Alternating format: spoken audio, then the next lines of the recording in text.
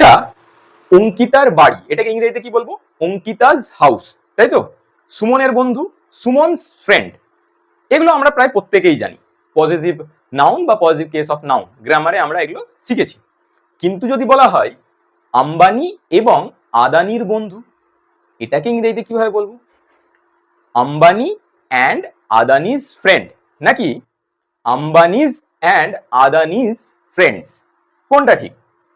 Grammatically দুটোই কিন্তু ঠিক, কিন্তু এদের দুটোর মধ্যে অর্থগত পার্থক্য রয়েছে। প্রথম সেন্টেন্সটার অর্থ হচ্ছে আম্বানি এবং আদানির একজন কমন ফ্রেন্ড, মানে কোনো একজন যে আম্বানিরও বন্ধু আবার আদানিরও বন্ধু। দ্বিতীয় সেন্টেন্সটার অর্থ হচ্ছে আম্বানি এবং আদানির পৃথক দুজন বন্ধু, মানে দুজন মানুষ যার একজন আম্বানির বন্ধু এবং অপরজন আদানির বন্ধু। আমাদের এই গ্রামার শিক্ষায় এই দুটো উদাহরণ জাতীয় রাজনীতির বড় চর্চার বিষয়।